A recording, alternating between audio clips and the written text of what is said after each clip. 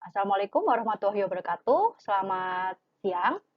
Nah, hari ini kita akan asistensi acara praktikum topik AFES. Ya, jadi minggu lalu saudara sudah mempelajari tentang reptilia. Nah, hari ini kita akan mempelajari tentang AFES.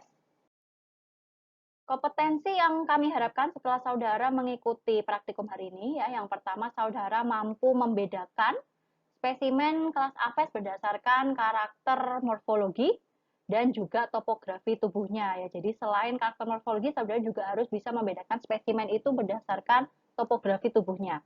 Kemudian menyusun deskripsi taksonomi dari spesimen kelas AFES dan juga menyusun kunci determinasi dari spesimen kelas AFES. Nah, sekarang kita lihat dulu ya ciri-ciri dari hewan yang masuk ke dalam kelas AFES. Nah, hampir semua anggota kelas AFES itu memiliki kemampuan untuk terbang. Ya, jadi hampir semuanya dapat terbang. Ya, meskipun ada yang dapat terbang tinggi, ada yang jangkauan terbangnya itu rendah, hanya bisa terbang rendah. Tapi hampir semua anggotanya punya kemampuan untuk terbang. Kemudian memiliki eksoskeleton berupa bulu. Jadi bukan sisik, bukan rambut, tapi bulu. Jadi keseluruhan tubuhnya ditutupi oleh bulu, kecuali area pada paruh dan juga pada kaki. Kemudian rahang, ya, rahangnya akan diselubungi oleh lapisan tanduk yang keras yang disebut sebagai rampoteka. Nah, secara morfologi sebetulnya kurang bervariasi, tetapi ada beberapa bagian tubuh yang menunjukkan variasi sesuai habitat dan juga cara makan.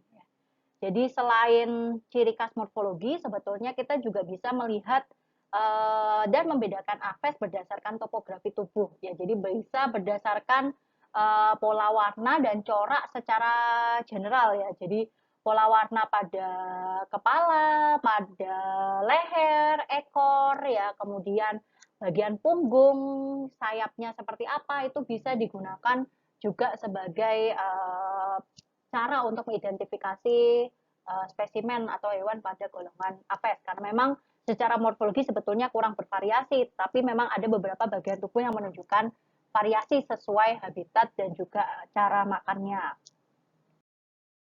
Nah, salah satu hal yang dapat digunakan ya untuk menjadikan salah satu bagian tubuh dari aves yang berbeda karena faktor makanan antara lain adalah paruh. Ya, jadi paruh pada aves bisa bermacam-macam untuk tiap kelompok ya. Ada yang fungsinya untuk penyaring plankton, otomatis nanti paruhnya akan berbeda dengan pengisap nektar ya. Kalau sudah lihat di sini pengisap nektar itu kan paruhnya biasanya panjang dan tajam ya karena difungsikan untuk mencari madu kan dia menghisap bunga otomatis burungnya pasti ukurannya tidak akan besar kemudian paruhnya juga akan tajam karena fungsinya kan hampir seperti sedotan gitu ya panjang. Kemudian yang fungsinya memangsa ini ya yang fungsinya pemakan daging ya karnivor otomatis akan berbeda juga paruhnya dengan yang memakan biji atau pemecah biji pemangsa biasanya paruhnya akan menukik tajam ke bawah tapi kalau pemakan biji seperti ini atau penyaring air pada kelompok aves yang banyak hidup di area berlumpur atau area perairan dekat dengan area perairan maka mulutnya juga paruh ya bentuk paruh maaf itu juga akan beradaptasi untuk bisa digunakan untuk menyaring air karena makanannya ada di situ seperti itu. Kemudian, nah bagian yang lain ya yang mungkin berbeda secara morfologi adalah bentuk kaki. Jadi jenis kaki akan sangat tergantung ya, sangat tergantung dengan uh, fungsinya apa. Jadi apakah digunakan untuk menyelam, apakah digunakan untuk hinggap di ranting, digunakan untuk memangsa, mencekram, itu akan berbeda bentuk kakinya. Ya, jadi untuk hewan-hewan yang mungkin biasa hidup di area perairan ya, untuk burung yang biasa hidup di area perairan, dia akan teradaptasi untuk ada bagian yang seperti selaput. Tapi kalau yang mencekram ya, yang memangsa karnivor, dia fungsinya adalah untuk memegang secara kuat mangsanya, maka pada bentuk kakinya juga akan jauh berbeda ya. Biasanya akan dilengkapi oleh cakar yang juga runcing. Kemudian jumlah digiti, ya, jadi berapa digiti atau jari yang menghadap ke depan dan jari yang menghadap ke belakang mungkin juga berbeda untuk berdasarkan habitat atau cara dia makan, ya. Jadi ada yang jarinya itu 3 menghadap ke depan, yang satu menghadap ke belakang, atau ada yang teradaptasi 2 menghadap ke depan dan ada yang 2 menghadap ke belakang. Nah, itu semua berdasarkan adaptasinya di habitatnya masing-masing. Nah, ini adalah topografi burung secara general ya. Jadi ada bagian kepala, ada bagian leher, ada badan, ada sayap, dan juga ada ekor, ada kaki juga. Nah, pada topografi burung ini kita bisa melihat bahwa pola warna, corak itu bisa berbeda-beda untuk bagian-bagian tubuhnya. Jadi mungkin pola warna bulu pada bagian leher itu mungkin berbeda dengan bulu pada bagian ekor. Berbeda juga bulu penyusun sayap juga mungkin berbeda satu sama lain.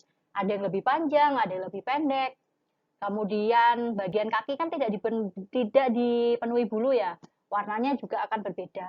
Kemudian ada yang memiliki jumbai, warna bola mata juga bisa dijadikan pembeda untuk membedakan satu spesimen dengan satu spesimen yang lain. Nah, ini gambar sayap apabila dilihat dari atas. Jadi sayap pada burung itu terdiri dari bagian tersier, kemudian pada bagian sekundernya yang di tengah, kemudian ada bagian primer. Nah, mungkin penutup primer dengan penutup sekunder itu ada mungkin begini. Jadi ada sayap primer dan ada sayap sekunder. Mungkin sayap sekundernya lebih panjang daripada penutup primer. Itu mungkin bisa saja terjadi. Nah, itu bisa dijadikan juga menjadi salah satu ciri atau karakter yang bisa membedakan satu spesimen dengan spesimen yang lain. Nah, kemudian karakteristik apa saja yang mungkin saudara amati ya ketika saudara mengamati aves? Yang pertama adalah warna bulu di bagian kepala, leher, ekor, punggung ya, karena tadi pada aves mungkin secara morfologi tidak begitu berbeda, tetapi dari segi topografi, pola warna, corak pada bagian tubuh itu bisa jadikan pembeda. Kemudian warna kulit kakinya seperti apa? Kemudian warna bulu sayap primernya seperti apa? Warna bulu sayap sekundernya apakah berbeda? Apakah lebih panjang bulunya? Kemudian warna matanya seperti apa? Karena ada warnanya matanya mungkin hitam, ada warnanya merah, itu mungkin berbeda. Warna pada bagian wajah yang membentuk wajah itu seperti apa? Bentuk kepalanya bagaimana? Apa ada jambul di bagian kepala? Posisi matanya seperti apa? Bentuk paruh ya, ini karakter morfologi, bentuk paruhnya bagaimana, teradaptasi untuk makanan yang seperti apa, jenis kakinya juga bagaimana, berapa digiti pada kaki, apakah semuanya menghadap ke depan, ataukah sebagian menghadap ke depan dan sebagian menghadap ke belakang. Nah, itu bisa saudara amati. Jadi karakteristik ini semuanya bisa saudara amati dan saudara tentukan pada spesimen aves yang nanti akan saudara lihat. Nah, berikut ini adalah bahan ya yang akan saudara observasi ya. Jadi spesimen aves apa yang akan saudara observasi? Bahan yang pertama ini adalah spesimen yang wajib untuk semua kelas ya. Untuk kelas D1, D2, D3, D4, spesimen pertama yang harus saudara amati adalah ayam. Ya, jadi menurut kami ayam ini adalah salah satu spesies, salah satu hewan ya, hewan dari kelas aves yang saudara sangat familiar ya. Jadi mudah saudara temukan di lingkungan rumah saudara, sehingga kami mewajibkan ini untuk menjadi spesimen wajib semua kelas D1, D2, D3, dan D4. Nah, yang digambar adalah gambar seluruh tubuh ya. Jadi mulai dari kepala, leher, badan, sayap, kemudian ekor dan juga kaki, dan hewannya menghadap ke kiri. Ya, jadi tidak hanya kepala saja yang menghadap ke kiri, tapi tubuh kemudian kepalanya harus menghadap ke kiri semua. Jadi seluruh tubuh hewannya menghadap ke kiri. Dan ini wajib untuk saudara gambar dari spesimen yang saudara temukan di lingkungan sekitar saudara, karena kami yakin ayam ini mudah untuk saudara temui.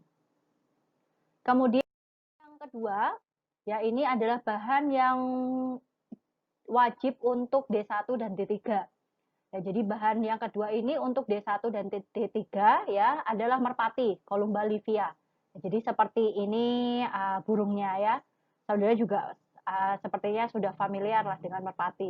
Yang digambar sama ya, seluruh tubuh dan hewan menghadap ke kiri. Jadi kalau yang seperti ini kan kepalanya agak menunduk ya. Nah, itu saudara usahakan kepala itu menghadap ke kiri semua. Begitu juga dengan bagian tubuh dan juga kakinya.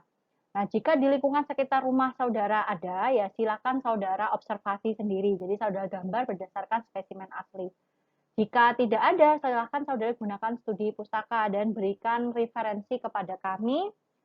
Saudara mengambil dari mana ya. Jadi dilihat dari sini ya, saudara sudah bisa melihat bahwa pada ayam dengan pada merpati juga sudah berbeda ya, dari pola warna, kemudian pada penutup sayap primer sekundernya seperti apa, warna pada bagian leher kan juga sudah berbeda dengan warna pada bagian punggung, sayap, kemudian bola matanya seperti apa warnanya, begitu juga dengan kakinya seperti apa. Nah, itu saudara silakan observasi, saudara deskripsikan. Kemudian bahan yang ketiga ya untuk kelas D1 dan D3 adalah satu spesimen dari family Ploieidae. Jadi yang digambar adalah seluruh tubuh sama hewan menghadap ke kiri. Jadi saudara boleh mengambil contoh salah satu spesimen dari family ini. Mungkin saudara ada bondol haji misalkan, ada burung itu, oh burung itu ternyata saya punya Bu, atau burung ini sering hinggap di pohon di dekat rumah saya. Boleh saudara amati langsung. Kalau tidak ada, bisa saudara gunakan studi pustaka. Kemudian bahan keempat untuk kelas D1 dan D3 adalah salah satu ya spesimen dari famili Psittacidae. Yang digambar sama ya seluruh tubuh, ya, hewan menghadap ke kiri. Kemudian jika di lingkungan sekitar rumah saudara ada, silakan bisa saudara gunakan. Jika tidak ada, silakan cantumkan pustaka apa yang saudara gunakan. Ya, jadi ini adalah tiga bahan tadi ya, merpati, kemudian bahan ketiga dan keempat ini adalah khusus untuk D1 dan juga D3. Nah, berikut ini adalah bahan ya yang digunakan untuk kelas D2 dan D4.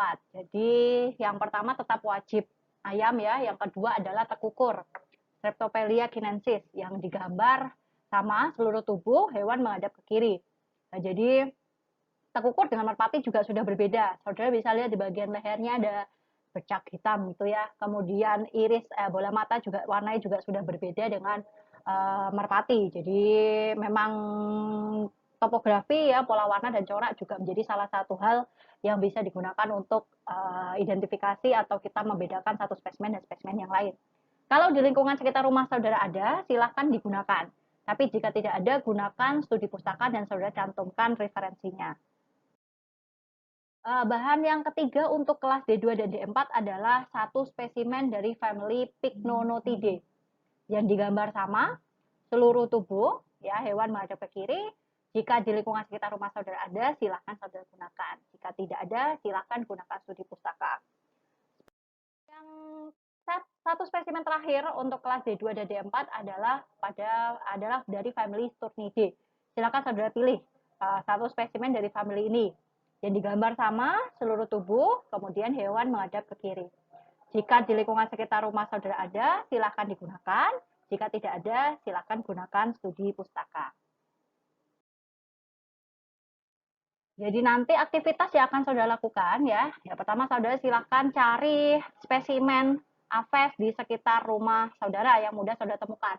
Otomatis saudara punya kewajiban untuk satu ayam, itu spesimen wajib untuk kelas D1 sampai D4 dan itu wajib saudara amati dari spesimen asli. Sedangkan 3 yang lain bisa saudara amati langsung ya kalau saudara ada, atau diamati berdasarkan hasil observasi dari studi pustaka. Kemudian saudara perhatikan dan pelajari dengan baik spesimen tersebut. Kemudian saudara cari klasifikasinya ya, mulai dari filum sampai spesies. Kemudian silakan saudara gambar spesimen. Kemudian silakan beri keterangan bagian-bagian yang penting dari spesimen. Kemudian silakan saudara susun deskripsi analitik, deskripsi diagnostik, dan juga deskripsi diagnostik diferensial. Kemudian saudara susun kunci determinasi dari 4 spesimen tersebut. Kan masing-masing kelas akan mendapatkan 4 spesimen ya, ada yang wajib untuk semua kelas, ada yang wajib untuk kelas tertentu.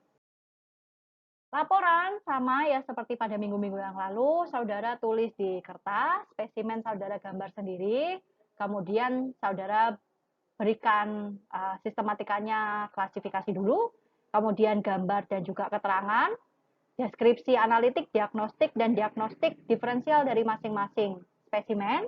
Kalau sudah semua, ya jadi klasifikasi, gambar, deskripsi hewan 1, klasifikasi, gambar, deskripsi hewan 2 sampai ke 4, baru kemudian saudara tuliskan kunci determinasinya dan juga daftar pustaka jika saudara menggunakan referensi. Laporan dapat saudara foto, kemudian saudara scan, bisa menggunakan scanner atau menggunakan aplikasi Can Scanner atau aplikasi lain yang memudahkan saudara. Kemudian silakan saudara unggah di aula pada section yang sudah disediakan. Dan juga jangan lupa untuk saudara email ke email Asdos yang sudah sesuai dengan pembagian. Nanti laporan harus saudara unggah maksimal hari Rabu 25 November 2020 pukul 12 siang.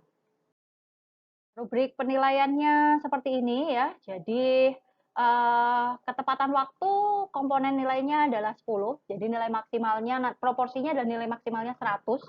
Terlambat 1 menit minus 1 ya. Jadi kalau saudara misalkan terlambat 30 menit ya kami akan minus 30. Jadi proporsinya 70. Nanti nilainya dikalikan 10% dari komponen ketepatan waktu karena nilainya 10. Asal spesimen nanti 20% dari 100% ya. Nilai maksimalnya 100. Jadi kalau saudara hanya bisa mengamati dari satu wakil asli, dari satu, jadi hanya ada satu spesimen asli yang bisa saudara amati dari 4 spesimen yang harus saudara amati, dan 3 pustaka, nilainya adalah 70, kemudian 2 wakil asli dan juga 2 pustaka, nilainya 85, sedangkan 3 wakil asli dan 1 pustaka, nilainya adalah 100. Jadi misalkan nilai asal spesimen saudara 70 karena ternyata saudara hanya bisa mengamati ayam saja spesimen aslinya, sedangkan 3 yang lain saudara berdasarkan daftar pustaka, berdasarkan referensi atau pustaka, maka nilai asal spesimen saudara 70, sehingga nanti skornya adalah 70 kali 20%. Kemudian penilaian spesimen ya nilainya 50, nanti akan saya jelaskan lebih lanjut, dan kunci determinasi nilainya 30. Jadi kunci determinasi ini dinilai dari ada tidaknya kunci, kemudian apakah lengkap semua spesimen itu ada, apakah sesuai atau tidak. Nah, itu penilaiannya adalah nilainya 30 dari 100 nilai total. Nilai maksimalnya tapi 100 proporsinya untuk kunci determinasi. Kemudian ini untuk penilaian spesimen ya, sama seperti yang kemarin. Jadi klasifikasi kami nilai skor maksimal 10, gambar spesimen dan juga keterangan 35, deskripsi analitiknya 20, kemudian deskripsi diagnostik ada 15, deskripsi diagnostik diferensial ada 20. Jadi nanti total nilai total tiap spesimen ada 100, nilai spesimen saudara dan nilai spesimen 1, 2, 3, 4 dibagi 4. Nah, jadi seperti itu.